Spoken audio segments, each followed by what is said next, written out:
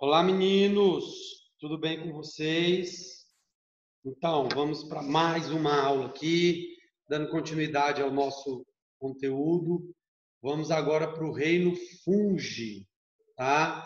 Vamos botar aqui o nosso material aqui, certo? Vamos botar aqui, pronto, o nosso material aqui. Bom, como eu costumo dizer para vocês, o reino fungi, que é o reino dos fungos, é igual briga de leitão, tá? Aqui é ligeiro demais. Então vamos passar aqui. Primeira coisa, o que vocês precisam saber de uma forma mais evidente para o vestibular? As características dos fungos. Tá? O reino fungi, ele é um reino de transição. Ele possui tanto característica animal quanto característica vegetal, certo? Então, quando acontece, né, dele cair em questão de vestibular, na maioria das vezes cai nesse aspecto mesmo, tá? Aproximando ele de um desses dois grupos, ou então cai sobre a classificação, né? Quando eu falo de fungos, eu estou falando de estruturas já conhecidas do nosso dia a dia. Então, exemplos de fungo, as leveduras, cogumelos, os bolores, os mofos, né? Então, nós temos aí uma série de ambientes onde nós podemos encontrar os fungos. Tá? Então, o primeiro ponto que a gente tem que entender sobre os fungos é a classificação. São organismos pluricelulares, eucariontes, heterotróficos e aclorofilados. Tá? Obviamente, quando eu digo que ele é heterotrófico, nós já sabemos que ele é aclorofilado, ou seja, ele não tem, não tem clorofila e não faz fotossíntese. Porém, os fungos eles possuem uma parede celular que protege, que reveste as células dele de quitina. Lembre-se, a parede celular está presente em 3 organismos: bactérias, peptídeo glicano, fungos, quitina e planta, celulose. Então, os fungos eles possuem uma parede celular de quitina e isso já aproxima ele aos animais, porque a quitina é um polissacarídeo de revestimento animal, né? Exoesqueleto de artrópodes como caranguejo, camarão, insetos e assim por diante, certo? E a reserva energética dos fungos, a substância que ele acumula é o glicogênio. Então, nós temos aí o primeiro ponto. O que aproxima o fungo dos animais? A parede celular de quitina e a reserva energética de glicogênio. Tá bom? Então, isso é o que aproxima eles dos animais. Certo? A nível de estrutura, os fungos eles possuem células, né, chamadas de hifas. Tá? O conjunto de hifas forma o corpo desse organismo e é chamado de micélio. Mas as células, né, são chamadas de hifas. O conjunto de hifas forma o micélio. Essas células podem ser de 2 formas: cenocítica ou septada. Qual que é a diferença entre as duas? Septada possui essas divisões, ó, e cenocítica é lisa, tá bom? E cenocítica é lisa. Então, é a única divisão. Uma grande parte dos fungos, né, possui esse micélio. Em algumas espécies, como por exemplo, os cogumelos, né, esse micélio ele forma o que a gente chama de corpo de frutificação, ó, tá? Corpo de frutificação, ou também chamado de basidiocarpo, no caso dos cogumelos, ou simplesmente carpo, tá? O interessante é que o fungo ele possui 2 grupos de hifas: as hifas reprodutivas, certo? E as hifas vegetativas. O que são hifas vegetativas? São aquelas que somente realizam as funções vitais. O que são hifas reprodutivas? São aquelas que realizam a reprodução. Ok? No mais, nós temos que entender que existe fungos de vida livre, existe fungos parasitas. A digestão do fungo também é uma situação que cai muito em vestibular, certo? Os fungos, eles possuem uma digestão externa, tá? O que acontece? Os fungos, eles liberam enzimas digestivas, essas enzimas dissolvem o substrato e eles absorvem. Está aí o primeiro ponto que liga os fungos às plantas a absorção de nutrientes do substrato.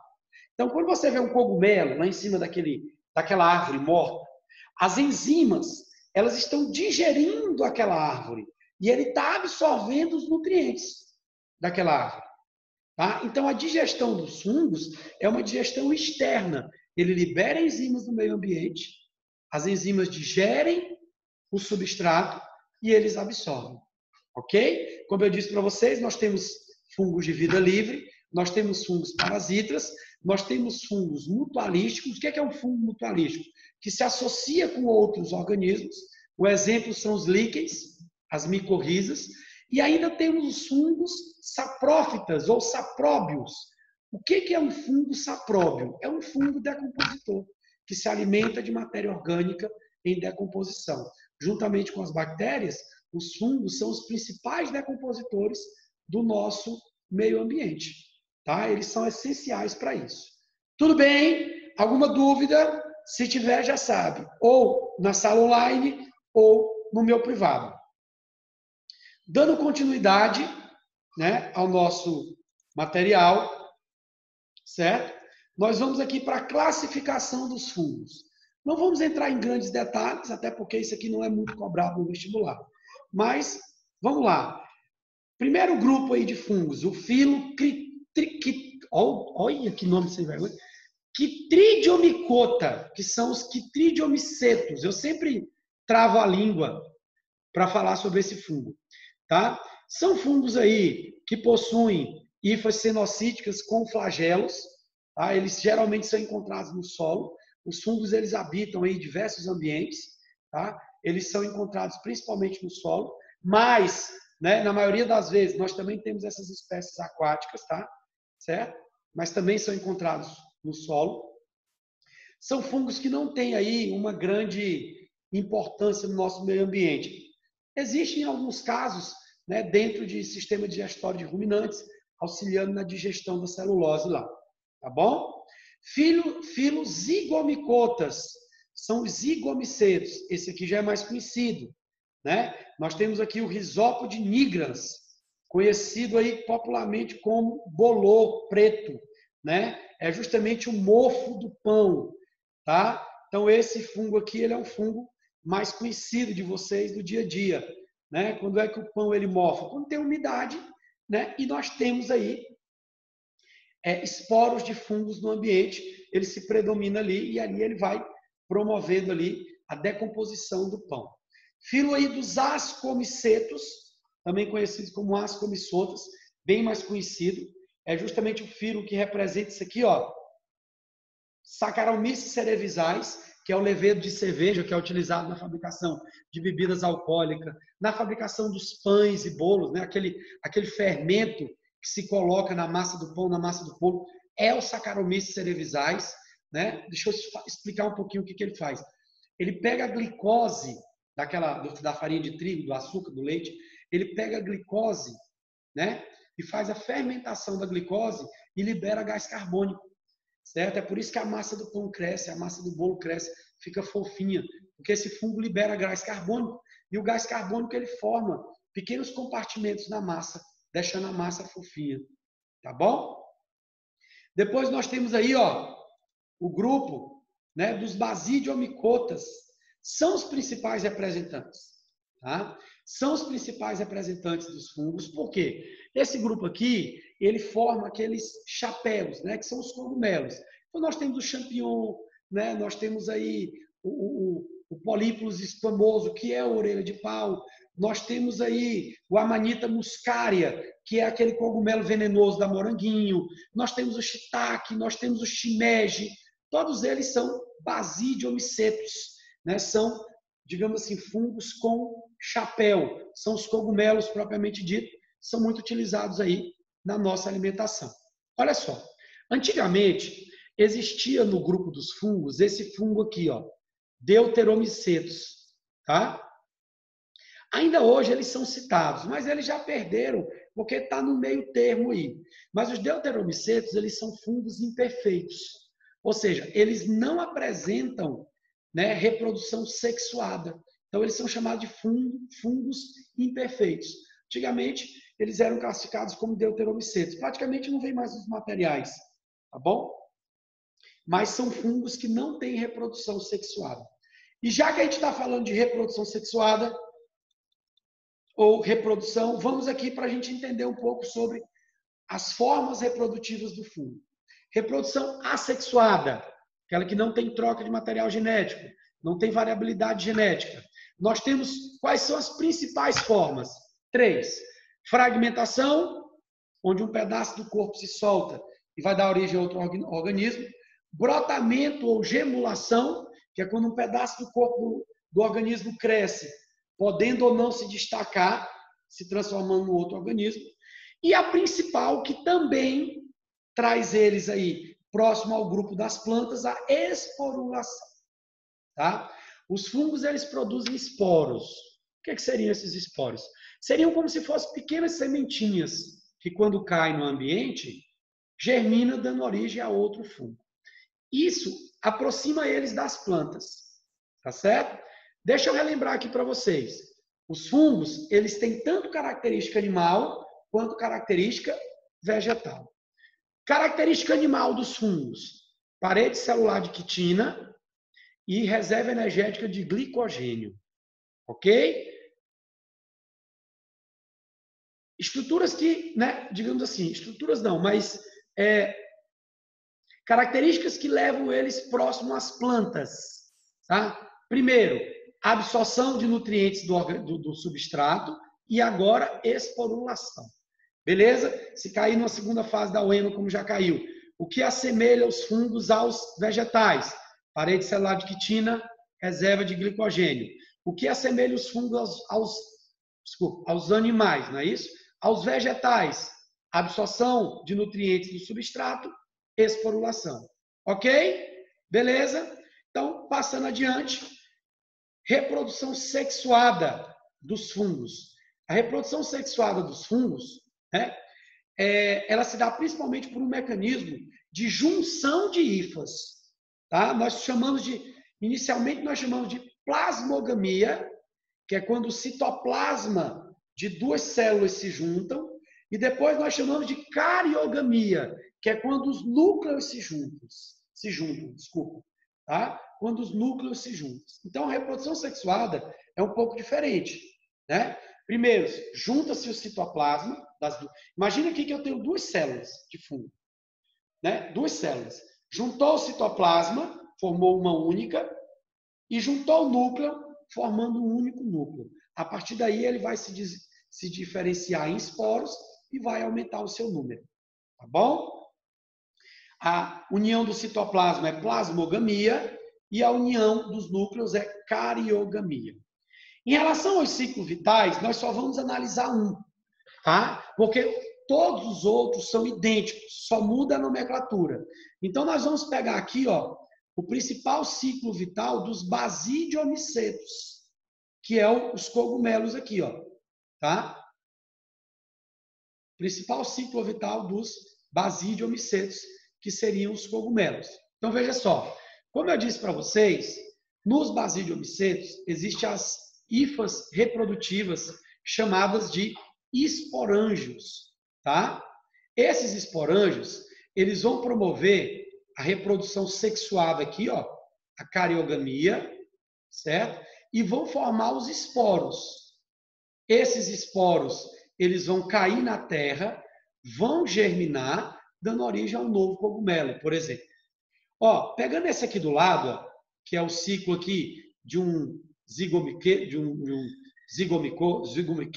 né, o zigomicota ou zigomiceto, o que que acontece? Ó, existe a produção dos esporos, que é a forma assexuada. Esses esporos caem, germinam, e aí acontece a plasmogamia e a cariogamia, formando aí, né, um novo fungo que vai dar origem a outros esporos. Então, o ciclo reprodutivo é muito simples. Nós também temos aqui uma reprodução sexuada e uma reprodução assexuada. A sexuada é a fusão das células e a assexuada é a produção dos esporos. Tá? É igual para todos os ciclos. Tudo bem? Beleza? Bom, como eu disse para vocês, o que que acontece? Os fungos, eles desempenham uma importância muito grande no nosso meio ambiente, né? Como eu falei para vocês, são os principais decompositores do nosso ambiente, juntamente com as bactérias, participam da nossa alimentação, alguns fungos são comestíveis, né? Medicamentos, isso aí é interessante demais.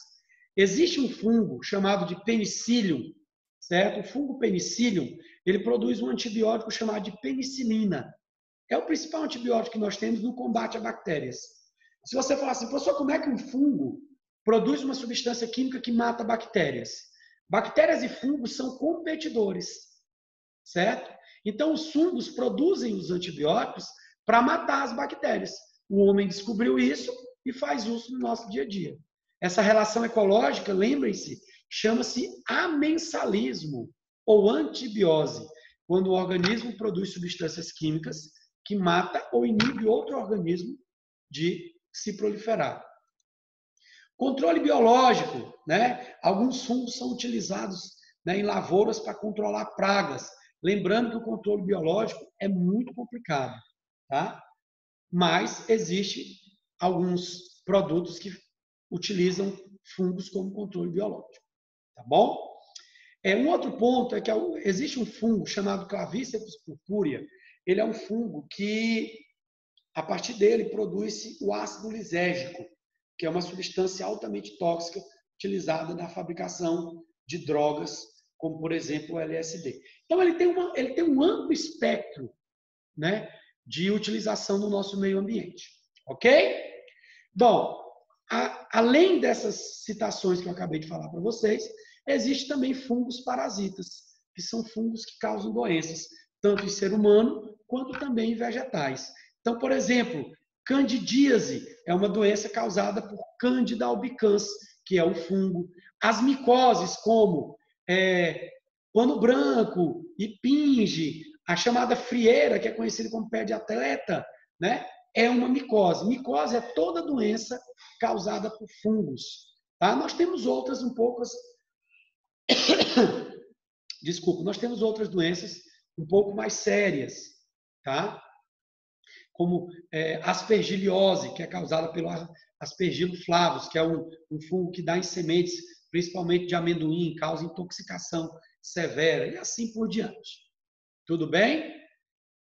Como eu disse para vocês no início da aula, alguns fungos, eles são simbióticos, ou seja, são mutualísticos. Eles se associam com outros organismos, certo? Para que ele sobreviva e o outro organismo também sobreviva. Quando eu digo que eles são mutualísticos, eles são dependentes. Se eu separar, os dois morrem. Uns exemplos disso aqui são as micorrizas, que é a associação entre fungos e raízes de plantas, tá? Então, eles não podem ser separados. E os líquens, que é a associação mais comum. Os líquens, eles são associações entre algas e fungos, tá bom? Isso é bem mais comum. Existem vários tipos de líquens, folhoso, escamoso, enfim, né? Quando a alga se associa ao fungo, a alga produz alimento para o fungo, certo? E o fungo, certo?